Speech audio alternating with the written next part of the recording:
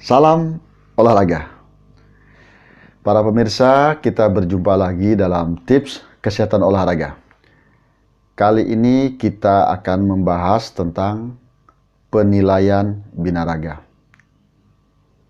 Jadi kita sudah tentunya sebagian besar daripada kita ini sudah sering kali menyaksikan kegiatan-kegiatan kejuaraan, khususnya kejuaraan binaraga. Dan di sana juga terlihat seberapa sering seorang atlet mengikuti kejuaraan. Karena mereka dituntut untuk bisa menampilkan hasil latihannya. Jadi semakin sering para atlet mengikuti suatu kejuaraan, disitulah mereka ditempa oleh pengalaman. Ditempa oleh kegiatan yang langsung menunjukkan hasil latihan mereka. Sehingga mereka bisa belajar begitu banyak hal-hal yang harus diperhatikan untuk memenangkan suatu kejuaraan. Ya. Jadi memang pada dasarnya setiap yang bertanding tentunya ingin menang, ya. Termasuk para pemula, ya. Pemula itu tentunya ingin bagaimana sih kita ikut kejuaraan. Apakah nanti saya bisa menang? Setelah kalah mungkin nanti belajar lagi mereka. Di mana letak kekurangan saya. Nah, itulah yang disebut dengan pengalaman adalah guru yang baik. Ya. Jadi memang terus belajar dan belajar di dalam kegiatan-kegiatan yang memang langsung bisa membuat seseorang itu berusaha untuk berubah lebih baik. Memang binaraga sebetulnya adalah salah satu jenis olahraga yang banyak digemari oleh para pemuda, ya, dalam usahanya untuk membentuk tubuh yang indah, untuk membentuk tubuh yang terlihat kokoh, ya, kuat dan perkasa. Sesuai dengan penampilan binaraga, maka sebetulnya binaraga ini adalah salah satu cabang olahraga, ya, yang tidak mempertandingkan suatu permainan keterampilan, ya. Dan dari pesertanya itu tidak dituntut untuk menampilkan suatu permainan keterampilan. Nah, tetapi para binaragawan ini sebetulnya mereka dituntut di dalam bertanding tadi adalah memperagakan bentuk tubuh mereka yang indah tadi, yang sudah dilatih. Jadi bagaimana mereka bisa memperagakan bentuk tubuh yang indah dan berotot melalui gaya dan gerakan yang disebut dengan pose, ya. Jadi ada pose 1, pose 2, pose 3, dan pose 7. Ya, jadi gaya-gaya pose itu nanti ada khas daripada otot yang ditunjukkan dominan pada saat setiap pose itu, ya. Jadi setiap pose itu sudah dirancang memang pos 1 sampai 7 itu sebetulnya adalah cara untuk membedakan otot mana yang dominan dipresentasikan di depan para juri, ya. Sehingga setiap pos itu punya keunikan sendiri, ya. Punya hal yang memang harus ditunjukkan di dalam pos itu, ya. Contoh misalnya pos 1 misalnya, ya. Pos 1 tentunya yang ditunjukkan adalah otot yang ada kaitannya dengan otot-otot tricep misalnya. Otot bicep, ya. Bukan tricep, ya. Jadi otot bicep ini yang dominan dilihatkan di pos 1. Ini contoh saja, ya. Nah, jadi pos 1 misalnya begini, ya. Maka yang terlihat adalah kedua otot ini saya tunjukkan, bukan mau pamer, karena otot saya ini kecil, ya, cuma sebagai contoh salah satu pose. Nah, ini yang dipresentasikan, ini namanya pose, ya, pose 1. Ya. Jadi berbagai cara atlet supaya otot ini terlihat di depan para juri, ya. Nah, ini adalah otot bicep, ya. Otot bicep itu adalah otot yang artinya ada dua otot yang ada di sini, ada dua, ya, terbelah dua. Ini kalau kita kalau sudah kelihatan betul, nanti ada semacam ada dua bentuk sebenarnya, tetapi di dalam tampilannya memang dia menyatu. Sebenarnya ini ada dua otot, ya. Ada otot sini bersebelahan ya. Nah, ini itu namanya otot bicep. Nah, jadi otot bicep inilah yang dilihatkan di pos 1 ya. Nah, ini adalah gerakan yang memang harus diperagakan oleh para atlet. Nah, ini contoh saja ya. Nah, kalau ototnya atlet jelas gede. Kalau saya ini kan hanya otot orang biasa ya. Nah, jadi pos itu menunjukkan bentuk daripada otot. Nah, dan masing-masing pos punya ciri. Nah, salah satunya adalah pos 1 adalah cirinya adalah dia lebih dominan memperlihatkan otot dari bicep. Nah, jadi gerakan pos itu sebetulnya tadi adalah upaya para atlet untuk memperagakan bentuk-bentuk otot mereka ya. Nah, sehingga kemahiran di dalam menampakkan bentuk tadi dalam memperagakan itu sangat penting nanti kita bahas berikutnya ya. Jadi bagaimana mereka bisa memperlihatkan tubuh mereka yang berotot tebal tadi ya. Sehingga bagaimana juga mereka menimbulkan kesan yang menarik dari bentuk keperkasaannya ya. Jadi bentuk keperkasaan tubuh si peserta tadi ya. Jadi dengan bentuk otot yang besar kelihatan perkasa ya. Jadi tampilkanlah semaksimal mungkin daripada otot. Jadi memang saya ulangi lagi bahwa di dalam kejuaraan binaraga itu yang ditampilkan adalah otot-otot yang sudah dilatih. Jadi bagaimana mereka memperagakan. Jadi bukan suatu permainan keterampilan, tapi memperagakan hasil latihan. Bagaimana bentuk otot mereka yang selama ini mereka latih. Dan dari kemampuan ini juga nanti para juri dituntut untuk bisa menentukan ya. Nah, di sini yang kedua adalah tugas para juri ya.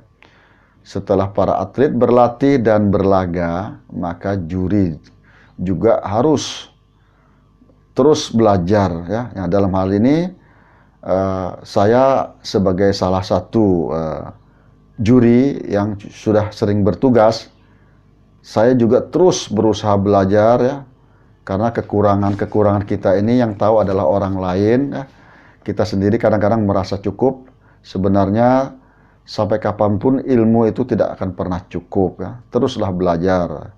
Saya sampai saat ini terus belajar untuk semakin baik di dalam proses penilaian, baik hasilnya maupun kecepatan dan ketepatan di dalam menentukan pemenang itu penting sekali dimiliki oleh para juri ya. Kemudian para juri memang dituntut untuk jujur dan adil ya dalam penilaian. Bagaimana menjauhkan dari kepentingan lain itu penting sekali ya. Pemikiran-pemikiran sukuisme ya, klubisme misalnya, pertemananisme itu memang dari juri manapun, bukan hanya binaraga, memang itu dituntut harus dimiliki oleh para juri. Apalagi binaraga ini adalah satu cabang olahraga yang sifatnya seni sebetulnya ya. Jadi tolak ukurnya sebetulnya sangat nanti dipengaruhi juga oleh faktor subjektivitas ya, faktor individual daripada juri. Apakah juri itu memang betul-betul menguasai ya, secara pengalaman dan teori, bagaimana mematchingkan teori dan praktek ilmunya selama ini, maka para juri ini dituntut untuk selalu belajar ya. Mudah-mudahan saya dan teman-teman sebagai juri ini senantiasa update ilmu ya. Sehingga apa yang tertuang di dalam penilaian kami selalu benar ya, selalu baik dan bisa memuaskan semua pihak, tidak merugikan para atlet. Karena memang para juri ini ya fokusnya memang memutuskan sesuatu hasil itu harus tepat. Kenapa? Terutama binaraga ini adalah salah satu cabang olahraga secara kasat mata sudah banyak hampir seluruh pelaku binaraga ya, baik itu atlet dan bukan atlet, apalagi itu apalagi itu pelatih, pada saat mereka menyaksikan kejuaraan mereka sudah tahu yang mana yang harusnya menang ya. Jadi binaraga ini agak sulit kita berkelit kalau melakukan kesalahan yang fatal dari juri itu, karena terlihat jelas oleh teman-teman yang memang sudah pengalaman juga sebagai atlet, sebagai pelatih. Dia tahu, oh kenapa ini harus menang, kenapa ini harus kalah. Secara pengalaman mereka juga adalah teman-teman kita, saudara-saudara kita yang juga tahu bagaimana atlet yang layak menang dan kalah itu wajar, karena itu bagian daripada pengalaman langsung mereka di dalam setiap event. Nah, hanya bedanya mereka tidak punya lisensi dan mereka belum mendapat pendidikan formal itu saja ya. Tinggal nanti suatu saat mereka ikut pelatihan, maka level mereka sama dengan kita yang sudah biasa jadi juri. Untuk itu, mari kita bersama-sama menempatkan diri kita sebagai juri formal dan juri bayangan. Itu artinya penonton juga bisa jadi juri, tapi penonton sebatas hanya sebagai korektor individu ya. Penonton itu sebetulnya di dalam setiap permainan ada suatu event, ada suatu waktu bisa protes, itu sebenarnya bisa saja. Kadang-kadang ada suatu kejuaraan diumumkan misalnya bahwa nanti pada kejuaraan ini pada saat waktu ini boleh protes. Itu ada aja kejuaraan tertentu yang bisa gitu. Tapi dalam binaraga memang jarang sekali kita terjadi memberi peluang seperti itu karena apa? Profesionalisme di binaraga mudah-mudahan masih bisa dipertahankan ya. Andai pun ada kekeliruan, keselisih sedikit, dan selisihnya itu tidak memengaruhi, itu wajar. Ya. Jadi, kalau selisihnya jauh, yang harusnya menang kalah, yang kalah harus menang, nah itu memang kita fatal. Oleh sebab itu kepada teman-teman sesama juri, mudah-mudahan ya kita senantiasa saling mengisi apabila di dalam proses penilaian itu, termasuk saya apabila ada kekurangan, saya juga akan terus belajar. Bertanya kepada yang senior, demikian juga teman-teman ya. Kalau merasa punya kemampuan, silahkan share ke kami-kami yang mungkin ada hal-hal yang kami juga terlewatkan. Itu penting sekali untuk membina para atlet melalui kejurdilan, kejujuran dan adilan daripada kita-kita yang memang sudah terbiasa jadi juri. Sehingga para atlet itu merasa puas ya, bahwa yang menang dan kalah memang sesuai dengan standar kacamata umum ya.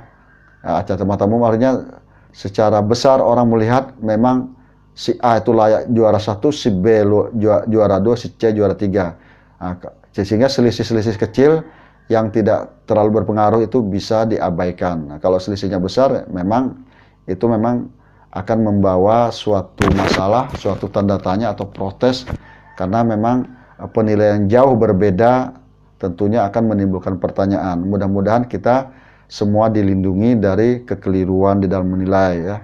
Mudah-mudahan juga para atlet selalu berusaha menampilkan yang terbaik sehingga kita juga puas membeli nilai dan kemenangan juga terlihat mengasyikkan ya dengan hasil dari latihan mereka itu ya. Mengasyikkan artinya apa?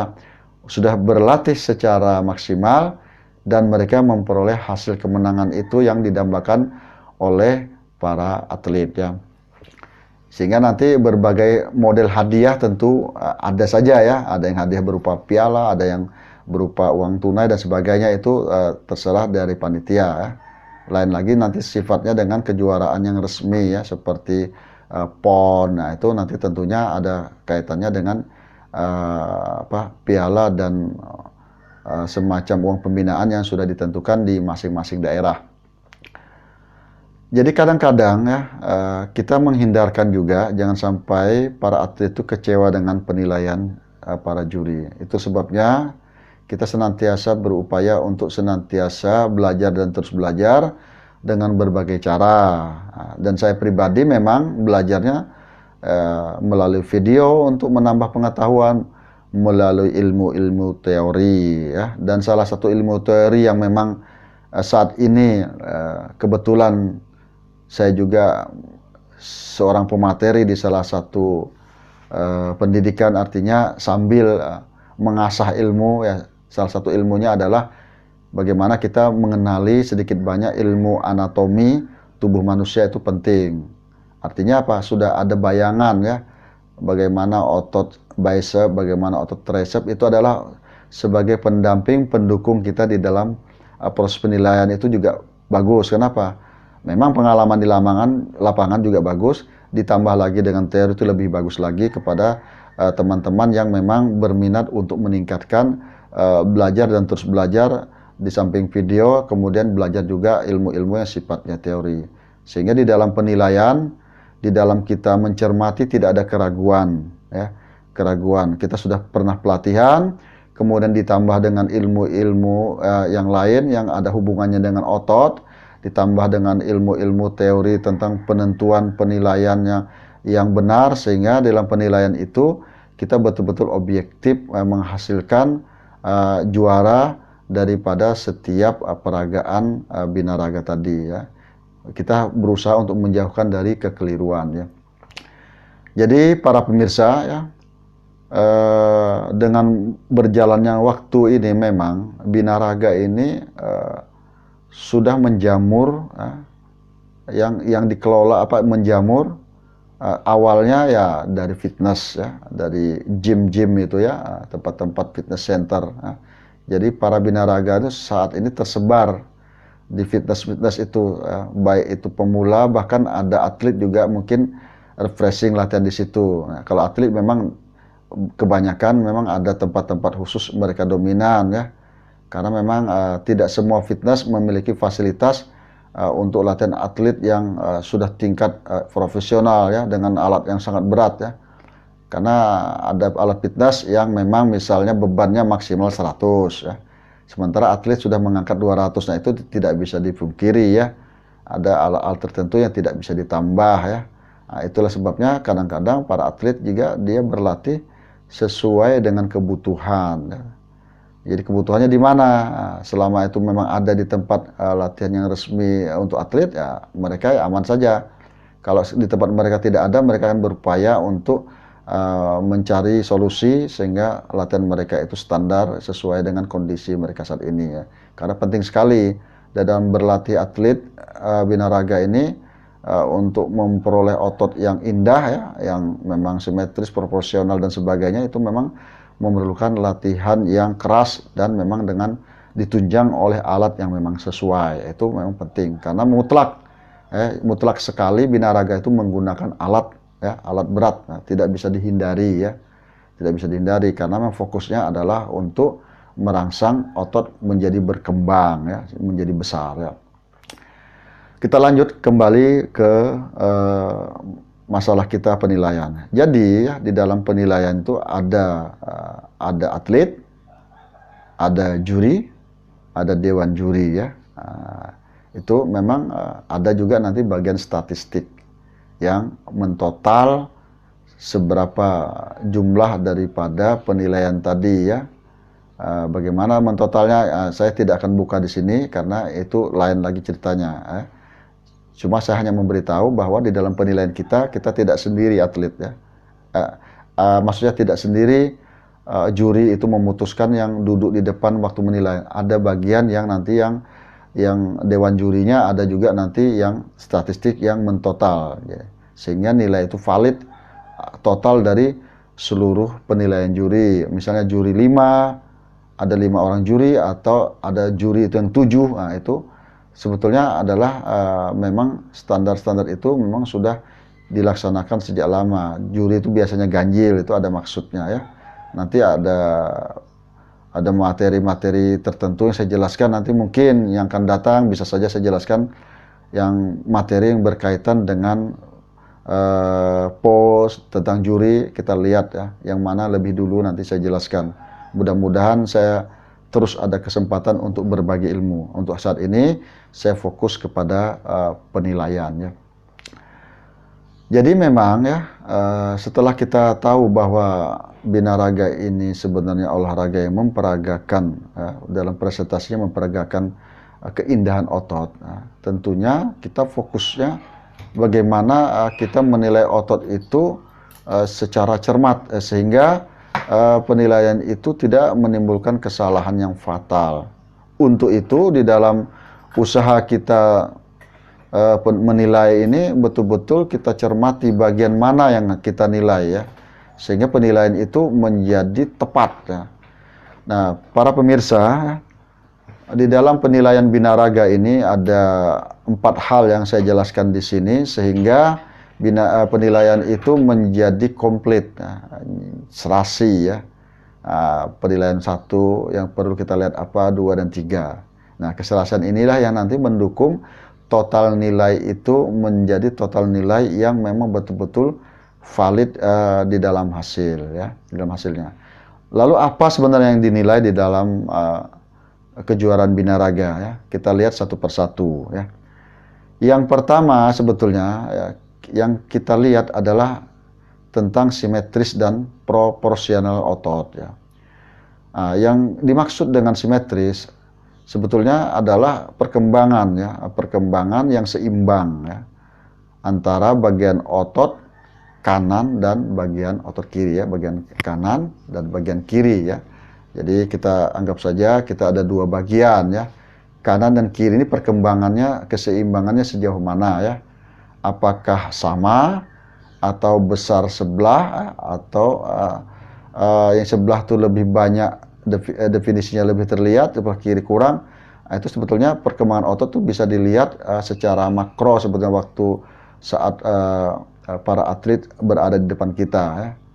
Bagi seorang juri tentunya juri sudah punya kemampuan jeli untuk membedakan bagian kiri, bagian kanan. Nah, itu namanya simetris ya. Jadi bagaimana perkembangan yang seimbang antara bagian otot kanan dan bagian otot kiri. Kemudian yang kedua, yang satunya adalah proporsi ya, proporsional tubuh itu keseimbangan antara perkembangan massa otot ya, yang satu dengan massa otot tubuh yang lain ya. Jadi bagaimana perkembangan massa otot di satu bagian dengan bagian lain. Misalnya perkembangan massa otot bicep. Kemudian dilihat lagi keseimbangan perkembangan otot tricep. Ini tricep, yang ini bicep, yang ini tricep. Bagaimana seimbang enggak ini? Itu proporsional ya. Ini baru satu wilayah yang sama bersebelahan. Bagaimana proporsionalnya otot lengan ini ya, secara keseluruhan dengan otot tungkai? Apa diimbangi tidak? Atau kita melihat bagaimana perkembangan otot dada ya, atau chest dengan otot paha, femur ya, seimbang enggak atas dengan bawah? Itu keseimbangan yang sifatnya pengertiannya proporsional ya. Jadi keseimbangan dari satu bagian ke bagian lain sehingga terlihat cantik yang dimaksudnya ya. Yang bagus memang keseimbangan itu dicapai sama ya, artinya sama-sama berkembang ya. Berkembang juga otot dada, otot chest, dikembangkan juga otot-otot yang lower, yang paha kita, otot kaki ya, atau otot yang lain-lainnya. Itu diupayakan keseimbangan perkembangan massa otot itu. Itulah yang disebut dengan proporsional. Jadi yang pertama yang kita nilai, yang kita amati oleh para juri sebetulnya bagaimana kesimetrisan dan proporsional otot dari atlet yang sedang berlaga. Yang kedua yang kita nilai sebetulnya bagaimana massa otot ya. Jadi perkembangannya selanjutnya adalah perkembangan massa otot ini tentunya masing-masing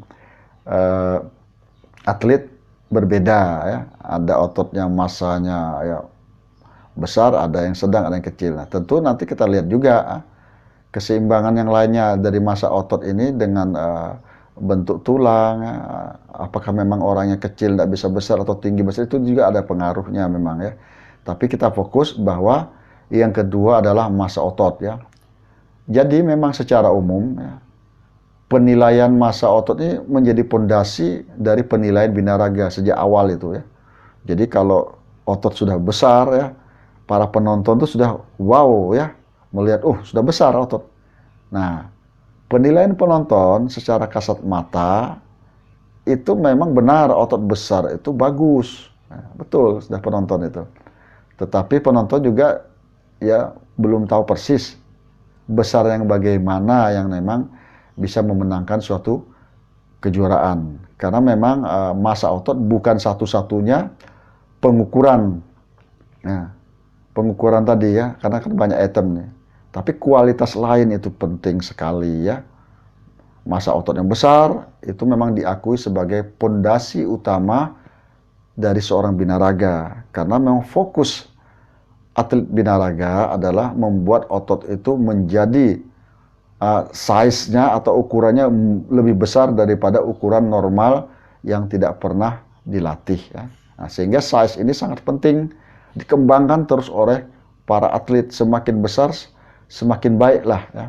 Semakin besar semakin sempurnalah bentuk yang memang diharapkan, karena memang harapannya binaraga itu memaksimalkan massa otot sepanjang memang secara genetik orang itu masih bisa dibesarkan lagi, bisa ditambah lagi ukurannya ya.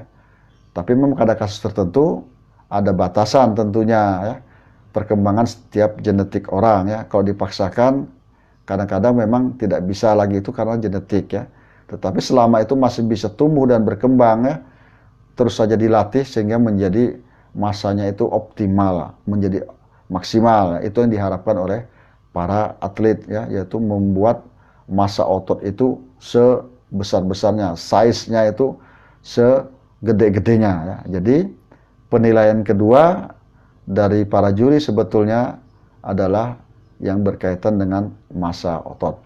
Nah, massa otot tadi saya katakan bukan jaminan satu-satunya bahwa untuk bisa dianggap pemenang.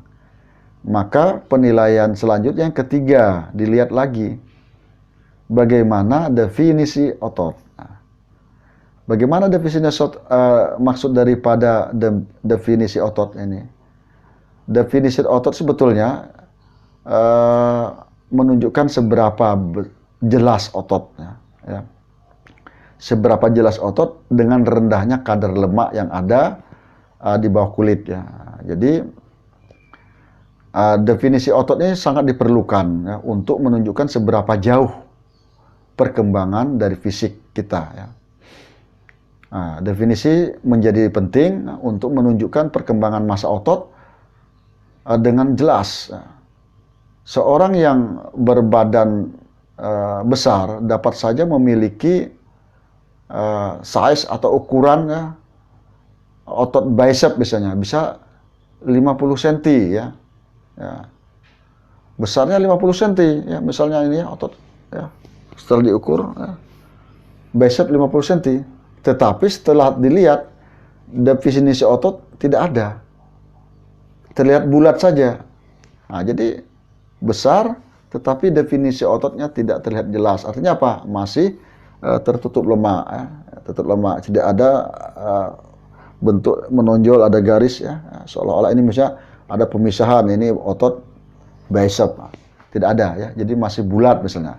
Walaupun dia besar. Nah, itu sebetulnya yang berkaitan dengan definisi. Kalau yang tadi massa hanya besar, kemudian ditunjang oleh definisi otot ya. Kejelasan daripada bentuk otot ya, karena lemak di bawah otot itu rendah sekali ya. Walaupun otot besar, tapi definisi tidak terlihat, itu akan mengurangi nilai. Berusahalah para atlet untuk mencapai ini, otot besar, kemudian terlihat jelas otot tersebut ya. Bagaimana caranya? Tentunya harus mengurangi kadar lemak yang ada di bawah otot. Nah, mengenai bentuk cara melatihnya bukan bahasan di saat ini. Kalau saya bahas di saat ini maka akan tercampurnya. Nanti mungkin di lain kali saya bahas bagaimana mengikis lemak dan sebagainya. Karena kita di dalam tips ini harus per item ya. Kalau saya gabung nanti akan membuat kita itu ilmu itu belum tuntas satu, akan masuk ke ilmu yang berikutnya, itu akan nanti membuat kita bercampur dan belum tentu setiap orang itu bisa menyerap dengan baik dalam waktu yang sama. Dan juga memang soal waktu di dalam saya menjelaskan video ini, kalau durasi itu nanti kalau terlalu lama juga nanti akan membosankan ya. Kemudian yang berikutnya ya, setelah definisi otot tadi kita lanjut lagi. Definisi otot itu memang penting, tapi nanti pada saat posing ya, para binaragawan itu dituntut bagaimana memperlihatkan itu. Bisa saja nanti pada saat berlatih bisa definisi otot itu sudah tidak terlihat, sudah diperjelas karena sudah kurang lemak, tetapi pada saat penampilan tidak nampak. Nah, itu sebetulnya nanti kembali kepada atlet, bagaimana dia mempresentasikan, menghadirkan, memperagakan sehingga betul-betul terlihat jelas otot satu dan otot yang lain itu batasannya ya. Jadi tidak numpuk, tidak bundar semua jadi satu, kiri kanan menyebelah, tidak ada garis-garis pemisah sehingga masing-masing otot itu terlihat hanya sebagai tumpukan saja. Tidak ada kejelasan, itu memang harus dikurangi dengan cara mengikis sedikit demi sedikit lemak yang ada di bawah kulitnya. Itu yang ketiga. Yang keempat ya adalah penilaian para juri terhadap presentasi panggung para atlet. Jadi presentasi ini adalah performa dari gaya pose tadi ya. Dan faktor lain juga perlu kita perhatikan ya pada saat atlet presentasi ya, memperagakan ya, gerakan-gerakan pose itu untuk menunjukkan, menampakkan, memperagakan otot-otot yang mereka latih. Tentunya ada faktor lain yang harus diperhatikan ya, tidak semata-mata pose itu sebagai andalan peragaan atau presentasi di panggung. Ada unsur lain yang harus diperhatikan oleh para atlet yang juga nanti menjadi sebagai penunjang di dalam proses penilaian juri, seperti pewarnaan ya. Karena pewarnaan yang tepat juga bisa membantu ya mendukung ya, tampilan tadi ya. Kadang-kadang pewarnaan itu menyebabkan aneh misalnya terlalu hitam tidak cocok, ada yang tidak, atau ini lebih krem atau kemerah-merahan. Masing-masing orang itu berbeda. Ada yang cocok dengan pewarnaan yang hitam legam, ada yang cocok dengan warna merah dan sebagainya. Itu adalah tone atau warna ya. Jadi di dalam binaraga pewarnaan itu sangat penting sekali di dalam menunjang saat presentasi otot para atlet ya. Karena itulah pandai-pandailah untuk memilah dan memilih pewarnaan yang cocok dengan kulit para atlet tersebut. Kemudian di dalam presentasi gaya rambut juga diperhatikan ya. Artinya bagaimana menata rambut supaya terlihat rapi, kemudian bagaimana menata rambut sehingga tidak melanggar aturan ya. Mungkin ada aja nanti ada aturan tertentu, misalnya bisa saja ya. Rambut itu nanti merupakan salah satu hal yang memang diperhatikan karena itu penampilan. Bisa misalnya saja ya, di dalam suatu pertandingan binaraga rambutnya gondrong, kemudian panitia menentukan untuk yang gondrong tolong diurai atau nanti ada yang tolong diikat. Nah itu adalah gunanya karena juga nanti ada penting para juri itu bisa melihat ya. Bisa saja penilaian tadi dengan adanya rambut gondrong misalnya melindungi bagian di bawah leher. Nah, mungkin panitia mengumumkan tolong diikat supaya otot yang di belakang kelihatan. Atau ada kebalikan lagi, panitia mengumumkan rambut harus diurai, ya, tidak boleh diikat. Nah, itu nanti teknis di lapangan. Nah, sementara saya di sini hanya menggambarkan hal-hal yang harus diperhatikan pada waktu presentasi di panggung, yang terutama adalah bagaimana pose atau posing itu yang tepat sehingga otot bisa muncul, bisa terlihat dengan maksimal. Itu tugas atlet di dalam bertanding. Jangan sampai sudah berlatih lama, sudah memiliki otot yang bagus, tetapi tidak bisa mempresentasikan. Demikian para pemirsa, teman-teman sesama pelaku olahraga, khususnya binaraga, teman-teman juri, ya, teman-teman ofisial, teman-teman pelatih, manajer, dan para pendukung ya, yang tidak saya sebutkan satu persatu.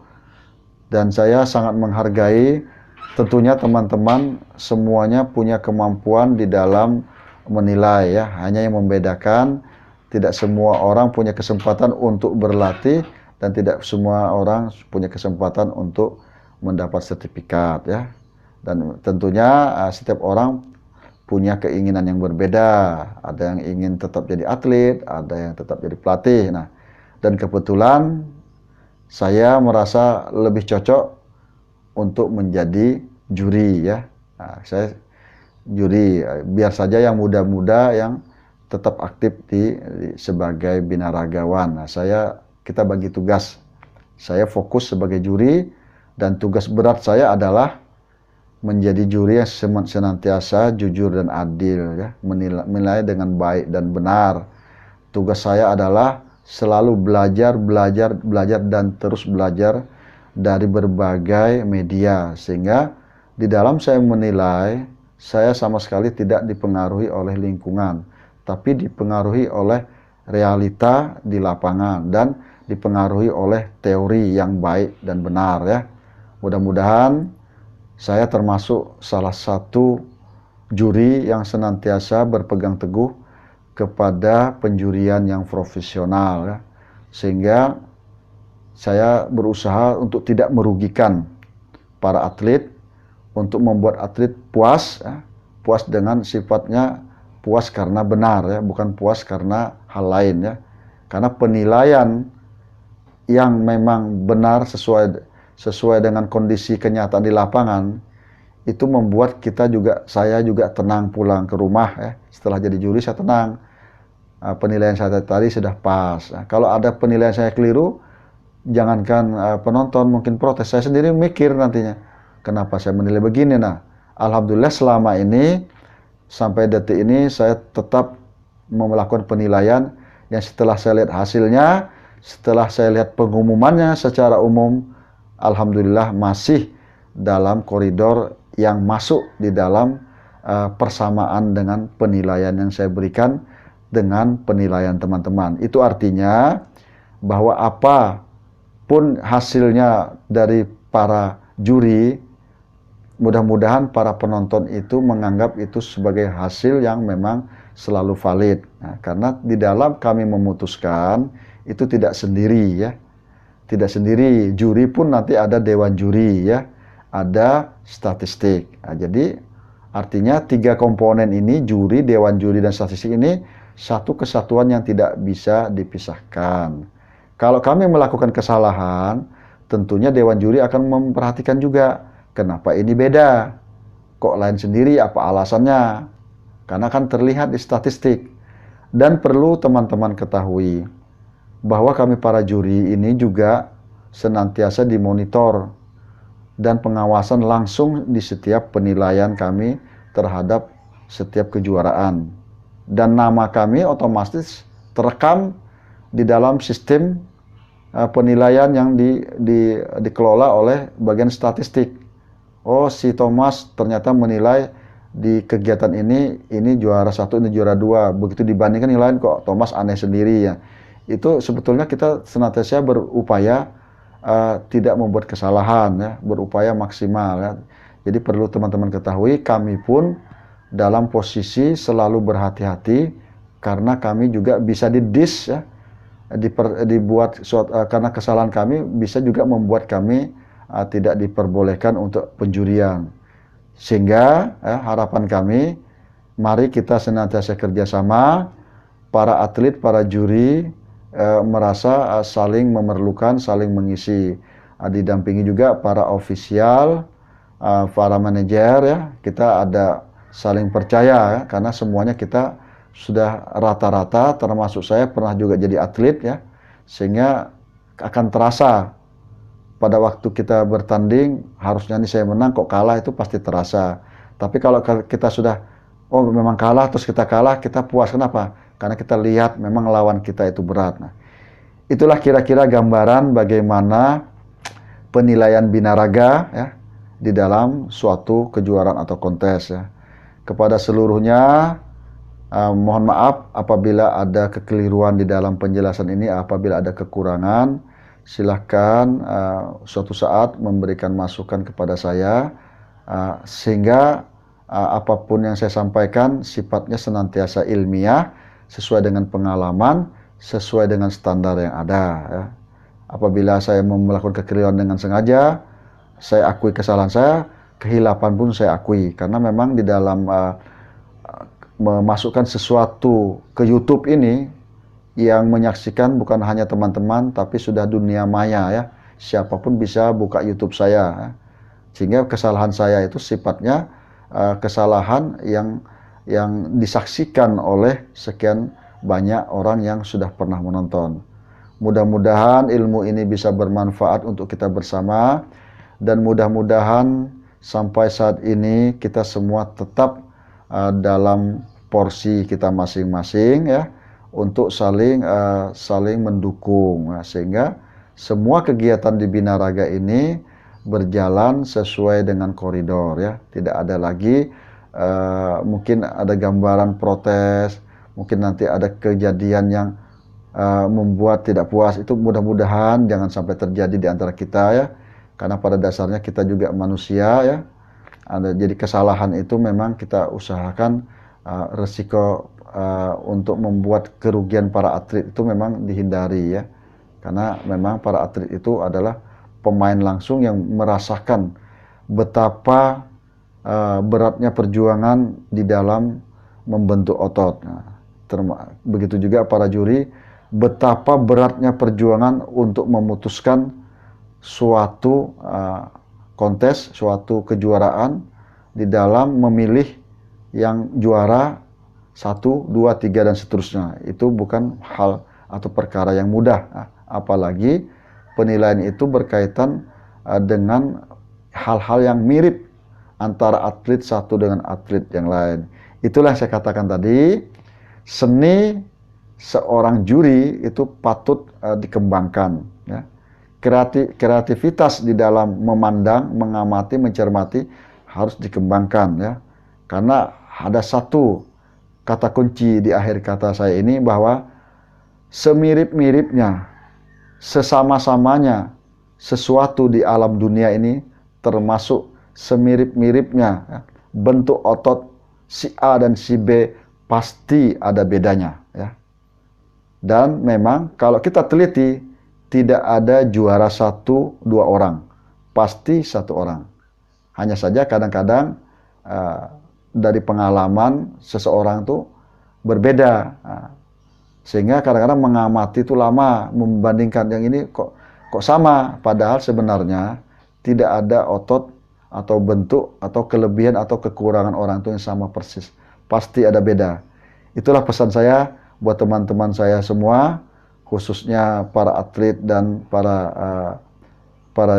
juri, official manager yang berkecimpung di dunia Binaraga ini. Semoga kita bisa mengambil hikmah dari penjelasan sini, termasuk saya, dan saya akhiri dengan salam olahraga.